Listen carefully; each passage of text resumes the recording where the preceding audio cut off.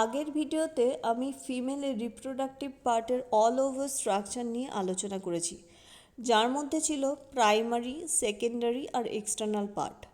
আজকে আমাদের পড়ার বিষয় হলো মাইক্রোস্কোপিক স্ট্রাকচার অফ ওভারি, অর্থাৎ ডিম্বাশয়ের আণুবীক্ষণিক গঠন। আমরা আগের ভিডিওতে দেখেছিলাম যে ওভারিটা মেসোভেরিয়াম, ওভারি দুটো আর কি, ওভারি মেসোভেরিয়াম ও ব্রড লিগামেন্ট দিয়ে কার সাথে অ্যাটাচ ছিল? ইউটেরাসের সাথে অ্যাটাচ ছিল। কখনোই সেটা ঝুলন্ত অবস্থায় ছিল না। মেসোভেরিয়াম আর ব্রড লিগামেন্ট দিয়ে ইউটেরাসের সঙ্গে যুক্ত ছিল।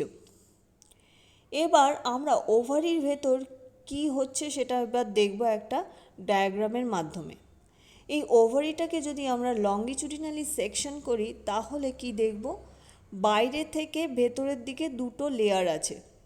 এই দেখো, একটা বাইরের দিকের লেয়ার আর একটা ভেতরের দিকের লেয়ার। বাইরের দিকে যে লেয়ার সেটা তৈরি হলো জার্মিনাল এপিথিলিয়াম সেল দিয়ে। জার্মিনাল এপিথিলিয়াম সেল মানে হলো ডিম্বাণু মাতৃকোষ।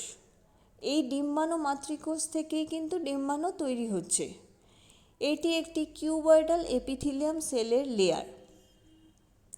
জার্মিনাল এপিথিলিয়াম সেলের সংখ্যা কিন্তু অনেক, প্রচুর, এবং ভ্রূণ অবস্থা থেকে, অর্থাৎ যখন সেক্স ডিটারমিনেশন হচ্ছে, যেই সময়টা একদম ডিটারমাইন হয়ে গেছে যে এটা ফিমেল হবে, তখন থেকেই কিন্তু এই জার্মিনাল এপিথিলিয়াম সেলের গ্রোথটা শুরু হয়ে যায়। আর যখন একটা বেবি গার্ল বর্ন হয় তখন কিন্তু জার্মিনাল এই এপিথিলিয়াম সেলের সংখ্যাটা প্রায় 5 থেকে 6 লাখ পর্যন্ত হয়। আর অ্যাডোলেসেন্সের সময়, অর্থাৎ বয়ঃসন্ধির সময়, এই germinal epithelium cell selection process হয়ে যে ফলিকল তৈরি করে তার সংখ্যা মোটামুটি 60 থেকে 70 হাজার পর্যন্ত হয়। কখনো কখনো সেটা 1 থেকে 2 লাখ পর্যন্ত হয়। কিন্তু যদি বলি যে কটা ডিম্বাণু উৎপন্ন হয় বা ডিম্বাণুর সংখ্যা কত একজনের, পুরো একটা ফিমেলের লাইফ টাইমে, মোটামুটি সেই সংখ্যা 400 থেকে 500টার মতো হয়। এর একটা সবথেকে বড় কারণ হলো ডিম্বাণু উৎপাদন প্রক্রিয়াটা একটা এজ লিমিট পর্যন্ত হয়। সেই এজটা মোটামুটি 45 থেকে 50। এই 45 থেকে 50-এর পরে কিন্তু আর ডিম্বাণু উৎপাদন আর হবে না। আর এই যে ডিম্বাণু উৎপাদনের সেল, অর্থাৎ যে জার্মিনাল এপিথিলিয়াম সেলের সংখ্যাটা কিন্তু আস্তে আস্তে শেষ হয়ে যায়। প্রতি 28 দিন অন্তর অন্তর একটি করে ডিম্বাণু উৎপন্ন হয়। আর মোটামুটি সেই বয়সটা শুরু হয় হলো 12 থেকে 13 বছর বয়স থেকে শুরু করে এটা মোটামুটি শেষ হয় হলো 45 থেকে 50-এর মধ্যে, এবং এর মধ্যেই ডিম্বাণু উৎপাদনের সংখ্যা 400 থেকে 500 পর্যন্ত হয়। এই জার্মিনাল এপিথিলিয়াম সেলের সংখ্যা যতই বেশি হোক না কেন, এই ডিম্বাণুর সংখ্যা কিন্তু 400 থেকে 500ই হয়। নেক্সট হলো সেকেন্ড লেয়ারটা। সেকেন্ড লেয়ারটা কি? সেকেন্ড লেয়ারটা আমি একটা কালার দিয়ে বোঝাই। রেডটা যদি হয় জার্মিনাল এপিথিলিয়াম সেলের লেয়ার, দেখো একটা হালকা যে ভেতর দিকে যেই লেয়ারটা আছে, ব্লু দিয়ে আঁকছি, হ্যাঁ ব্লু, এইটা, সেটা হলো টিউনিকা অ্যালবুজিনিয়া।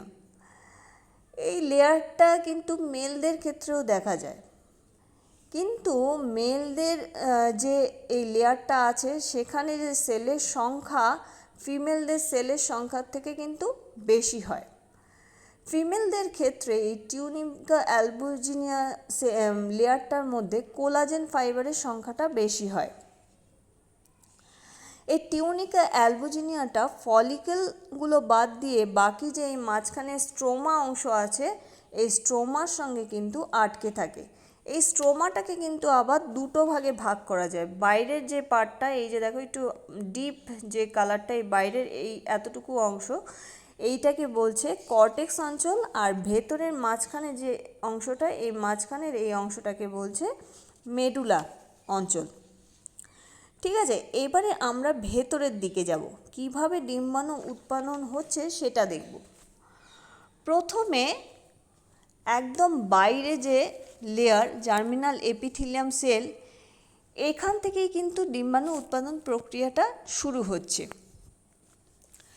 জার্মিনাল এপিথেলিয়াম সেল থেকে একটা গুচ্ছ, একটা বাঞ্চ অফ সেল, সেটা টিউনিকা অ্যালবুজিনিয়া ভেদ করে কোথায় আসে? এই ভেতরে স্ট্রোমা অংশে আসে।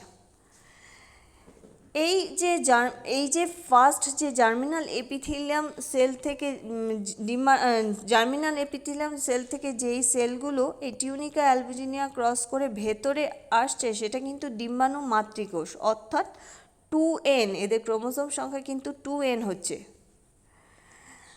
তারপরে এই যে বাঞ্চ অফ সেল, ধরো এটা 10 থেকে 12টা সেলের বাঞ্চ থাকে, এই বাঞ্চ অফ সেলের মধ্যে যে কোনো মাঝখানের দিকের একটা সেল বড় হয় আর বাকি সেলগুলো বাইরের দিকে সজ্জিত থাকে।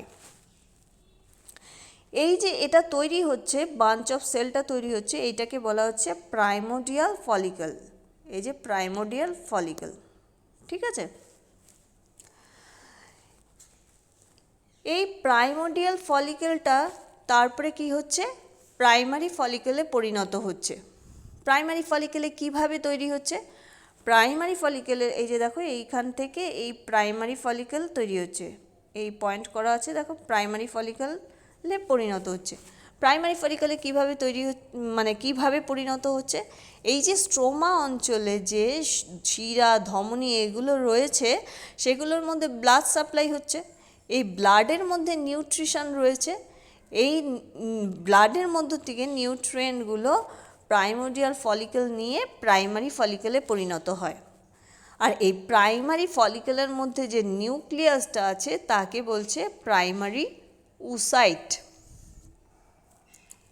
ঠিক আছে।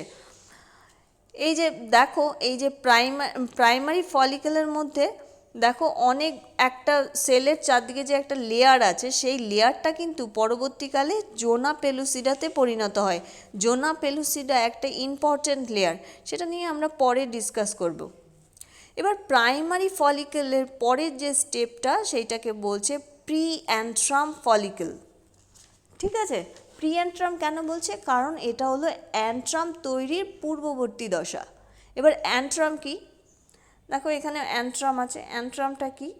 মাঝখানে অ্যান্ট্রাম হলো একটা হলো অংশ, মানে একটা ফাঁকা গহ্বর, যেখানে কিনা লিকার ফলিকিউলি বলে এক রকমের লিকুইড থাকে। এই লিকার ফলিকিউলের চারদিকে একটা মাল্টিপল লেয়ার তৈরি হচ্ছে। আর এই যে অ্যান্ট্রাম দিয়ে যে ফলিকলটা তৈরি হচ্ছে, সেইটা হলো সেকেন্ডারি ফলিকল। এই সেকেন্ডারি ফলিকলের মধ্যেও যে নিউক্লিয়াসটা থাকছে, সেটাও কিন্তু 2n অবস্থাতেই থাকছে। এখানেও কিন্তু কোনো রকম বিভাজন হয়নি, মিওসিস কিন্তু হয়নি। যত দিন যায় আস্তে আস্তে অ্যান্ট্রামের আয়তন বাড়ছে এবং অ্যান্ট্রামের মধ্যে যে লিকার ফলিকিউলি আছে তার অ্যামাউন্টও বাড়ছে। এই যে দেখো, প্রাইমোডিয়াল ফলিকল থেকে এই যে সেকেন্ডারি ফলিকল হয়ে গ্রাফিয়ান ফলিকল, ম্যাচিওর যে ফলিকল হচ্ছে, এই সময় অ্যান্টেরিয়র পিটুইটারি থেকে একটা হরমোন সিক্রিট হয়। সেই হরমোনটার নাম হচ্ছে ফলিকল স্টিমুলেটিং হরমোন। কারণ দেখো এখানে এই যে প্রাইমোডিয়াল ফলিকলটাকে স্টিমুলেট করে আস্তে আস্তে ম্যাচিওর ফলিকলে পরিণত করছে। ম্যাচিওর ফলিকলটার নাম কি? গ্রাফিয়ান ফলিকল বলে আমরা জানি। এই গ্রাফিয়ান ফলিকলের মধ্যেই মিওসিস 1 হয়ে সেকেন্ডারি উসাইট তৈরি করে।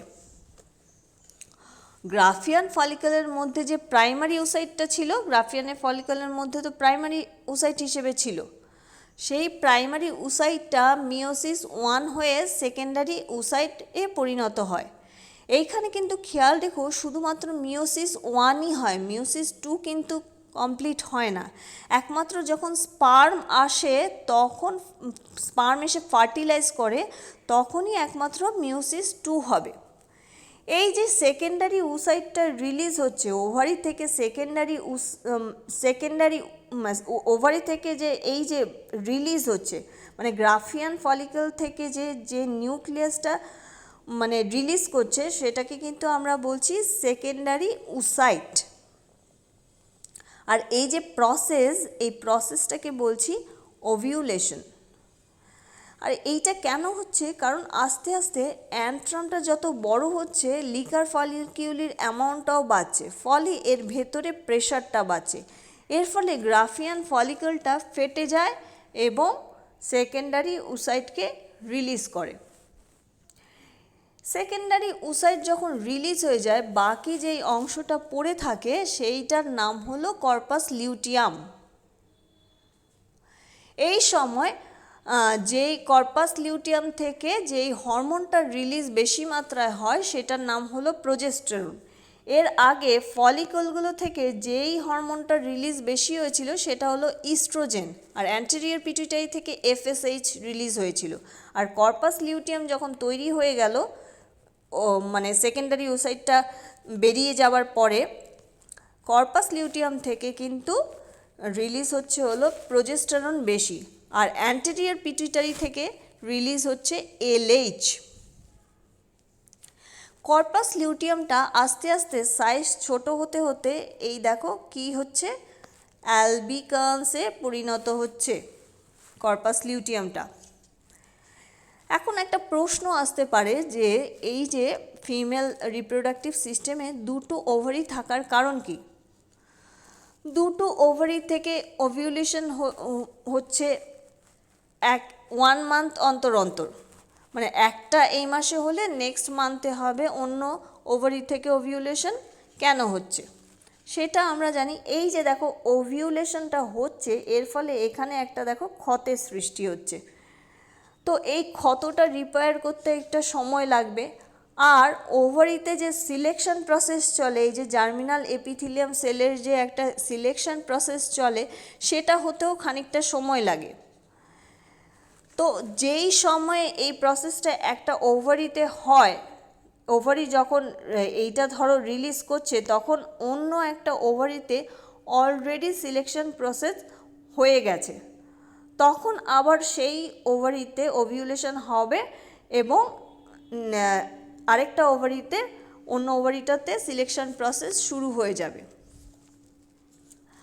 তো ওভারিতে এইভাবে আমরা ওভারির মধ্যে বিভিন্ন ফলিকেলের স্টেজগুলো আমরা দেখলাম। আরেকটা কথা বলার, এই স্ট্রোমা অঞ্চলের মধ্যে তো আমরা বললাম আগে একটা কর্টেক্স আর মেডুলাতে ভাগ করা হয়েছে। এই স্ট্রোমা অঞ্চলের মধ্যে বিভিন্ন রকমের শিরা, ধমনী, লসিকা এবং ইন্টারস্টিশিয়াল সেল থাকে। তো এটা হলো মোটামুটি ওভারির একটা স্ট্রাকচার, ওভারির এটা মাইক্রোস্কোপিক ভিউ। নেক্সট আমি যেটা নিয়ে বলবো সেটা হলো এই পার্টটা নিয়ে বলবো, গ্রাফিয়ান ফলিকেলের পার্টটা নিয়ে বলবো। এই গ্রাফিয়ান ফলিকেলের স্ট্রাকচার এবং তার ভেতরে ওভামের যে স্ট্রাকচার সেগুলো নিয়ে আলোচনা করব।